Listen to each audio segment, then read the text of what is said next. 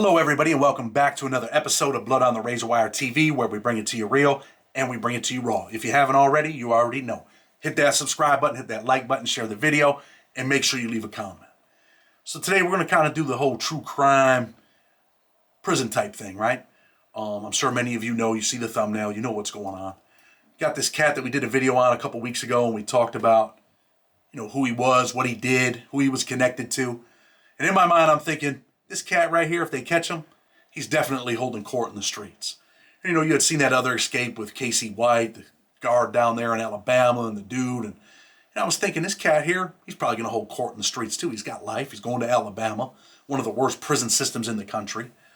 But he decided that he wasn't going to hold court in the street. And the chick decided, you know what? I'm not going to jail. She probably didn't even realize that she wouldn't have ended up with that much time. But maybe she felt at that point the love of her life was gone. They're caught. They're busted. And she decides to off herself, right? Maybe she says, man, I'm not going back to my community. I'm embarrassed. I lost everything I ever had. This is it. It's over. And she goes out that way. And I guess the other dude kind of, in a certain extent, I would say he probably went out like a sucker, right? I mean, some people have commented and said that. Definitely went out in a way that I didn't think he would do. But this cat here that we're going to talk about, man, Gonzalo Lopez, serving time in Texas, got a life sentence, killed somebody down there on the Texas-Mexican border. He gets knocked, goes to prison for life, and he's sitting in his cell. He's probably thinking, damn, man, this ain't how I want to live. I don't want to live like this. I don't want to be in prison for the rest of my life, going hungry at night. I got to find a way out of here. And I can tell you that, man, most people that are serving big sentences probably think about this at one point in their life or not. And I've always found dudes that make these moves, make these escapes, are always super intelligent, man. They might do some crazy shit that you think, damn, that was some dumb stuff he did and went to prison. But usually, in order to get out of a prison, you got to be a pretty smart cat. Most guys don't just get lucky and get out. I mean, there's planning involved. They figure this out. They figure that out. And then they get the balls to just say, you know what? I'm doing it. And I'm sure this cat, man, knew that he had a little medical appointment coming up. And he's like, this is it. I'm out of here, man. This transfer, I'm out of here. He sat in his cell, I'm sure, and planned and planned and planned. Obviously, he had something on him. He had a shank on him. He had something that he created. I don't know if he had a little tool that he made. I don't know how they do it in Texas, but I know in federal prison, wherever you go, man, you're strip searched numerous times. You're leaving this prison, you get strip searched, sometimes by the staff and the R&D. Then the people that come to pick you up, if they're not the transport people, they're going to strip search you. They're going to cuff you up. They're going to shackle you up and put you on this prison bus. And I talked about this in the last video, like how the hell did this cat get off this bus?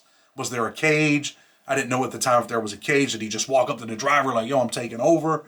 Is there a dude in the back with a 12 gauge like they do on the federal prison buses?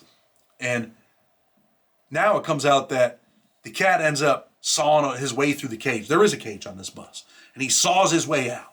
Then he goes up there and he approaches the cop and they have an altercation and then they end up outside the bus. And where's the dude in the back? He's still sitting back there like, what's up? Where you at? I don't know.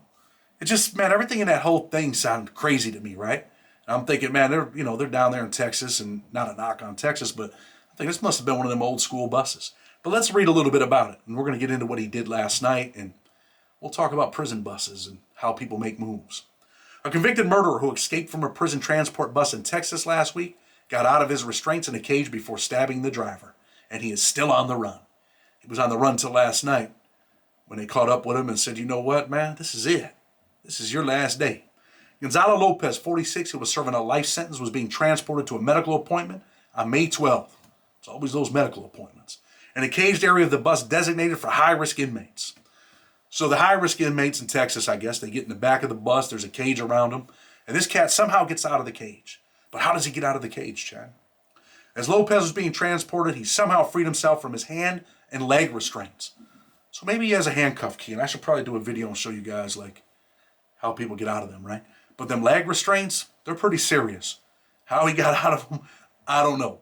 I mean, was the dude in the back sleeping? I mean, they do that a lot, They're like, man, we're going on a little ride. We'll go ahead and kick back, and usually just a big fat white dude in the back, man, sleeping, usually, right?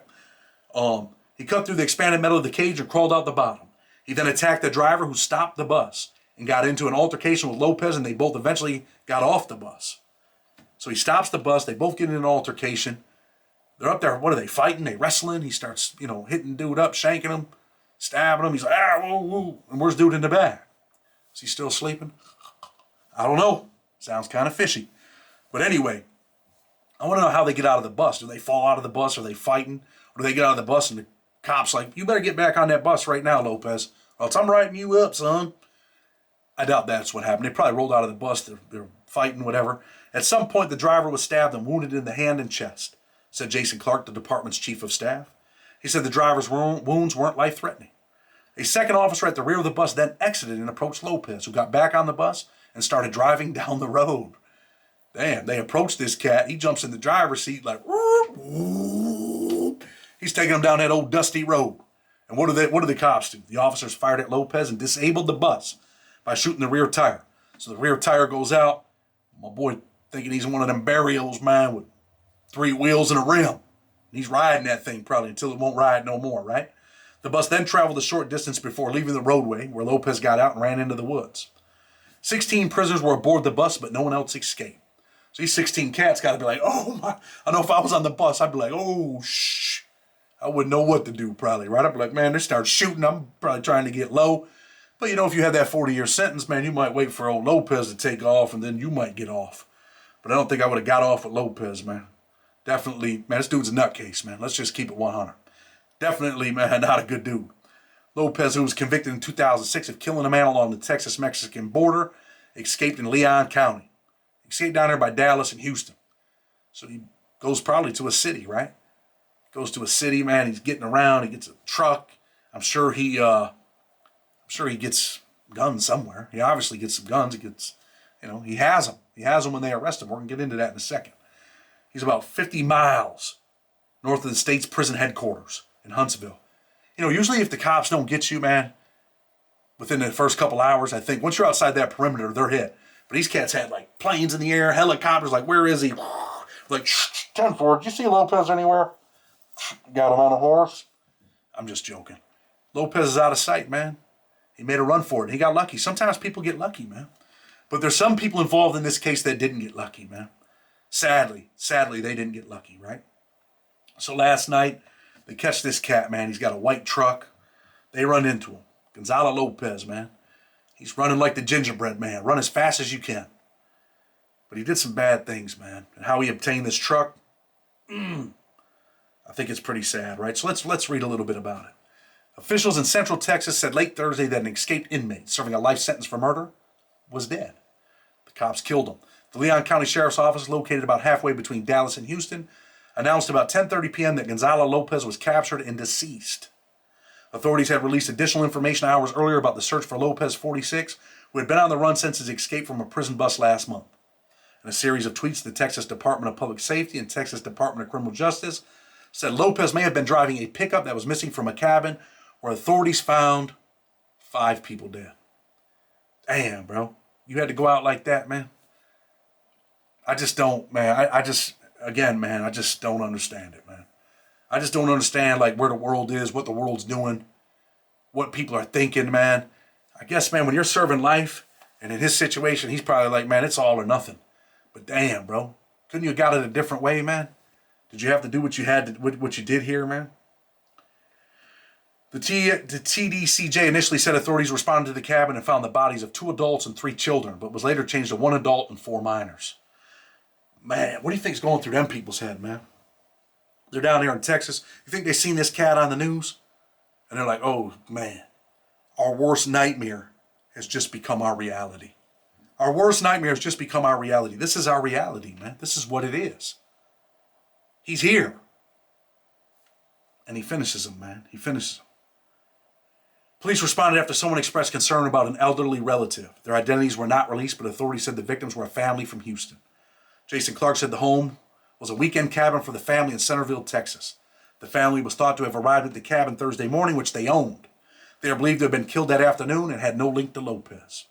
Authorities don't yet know whether Lopez had been staying in the cabin or if he ambushed them upon their arrival. It's probably possible, man. That's where his hideout was, man. He was in the cabin. They showed up for a weekend, and they're like, oh, man. They're surprised. Here comes this cat right here. Got a couple firearms on him. And I'm sure in their mind they're thinking, damn. Clark said that Tasco County law enforcement officials spotted Lopez driving the white pickup truck Thursday. They followed him and spiked his tires. After a short chase and a crash, Lopez got out of the truck with at least 2 firearms.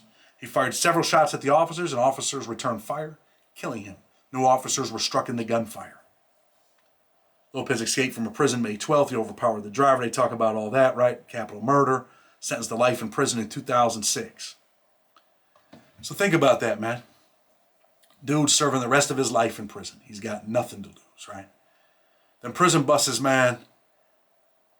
Some of them, like in the feds, let me just tell you about the federal prison bus. You always got the cop up front, the driver. You got the lieutenant on the right, and you got a guy in the back. You know, I talk about this in my book where these dudes were taunting the cop. They were taunting him on the bus. Hey, boss, man. And he takes them off. He gets tired of that, man. Takes them off the bus, but the big man in the back gets out first. He's got the 12 gauge. They got the 12 gauge pointed at these guys, man. Like, if you make a move, it's all over with right here. And I'm sure if they would have made a move and they would have had to, you know, finish them dudes back then, they probably wouldn't have gotten no trouble. But I'm sure there's policy and procedure, man, where they ain't supposed to just take you off the bus. But they took these cats off at gunpoint, tightened that black box and them cuffs down to the bone and put them back on the bus. So that's why, you know, my experiences with prison buses, and New York State prison's the same way, where they got people on the bus, and I just never thought you could really get off the bus, just the way that it was, man. This cat, you know, he figured it out. Then he goes on this wild rampage, man, and now, after his wild rampage, what happens? You got 4 minors gone, 1 adult. Dude was a bad dude, man. And honestly, if there's really a hell, this dude's probably there, man. I don't know if you agree with me or how you feel, but this dude's a bad dude, man. Straight up. Just a bad dude. With all the things that are going on in the world right now, man, you just had the other thing again last night. I think it was in Iowa at the church. You had the thing in Oklahoma. The thing that hit home here in Buffalo. All the little kids. Man, think about it, man. Where's the country going? What's going on? And you know, Sunday night, man, we're going to address some stuff like, this ain't really a prison YouTube channel. It might have started out that way, but it's more of a life experience channel, man, and what's going on in the world channel, right? We'll kick it about that on Sunday night. It's a little something on a Friday afternoon, man. Blood on the Razor Wire TV. Hit that subscribe button, hit that like button, share the video. Make sure you leave a comment. Until tomorrow, we're out.